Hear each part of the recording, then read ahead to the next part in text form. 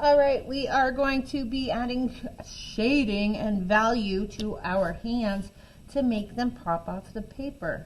Okay, just like every object has a shadow, so will our hands, and that's going to make our optical illusion stand out.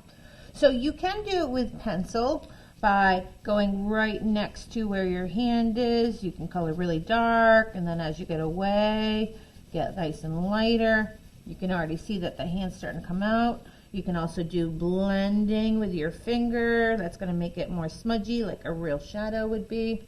So that's one way of doing it. But I'm going to be using some chalk pastels to make my life so much easier. So I'm going to only really need black and white.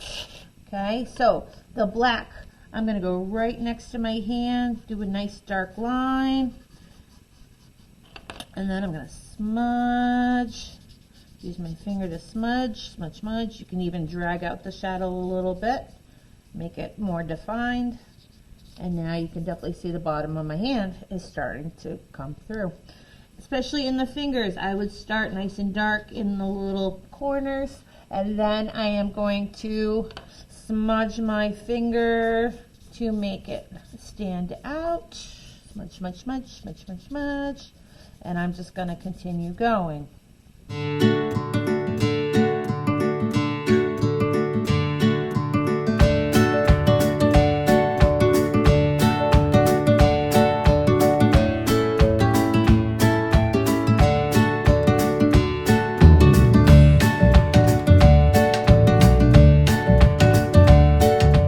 Now I don't mind getting a little messy.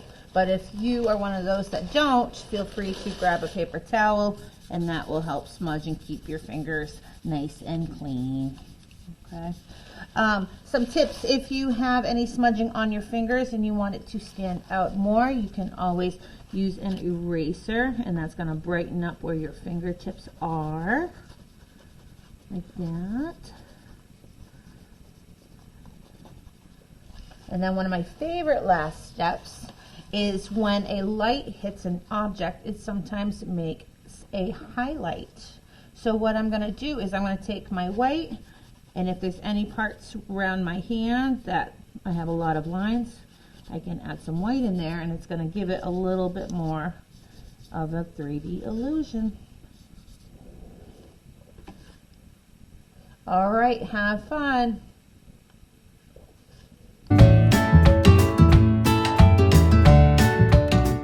Try doing shadows with other colored chalk. It makes a really interesting design.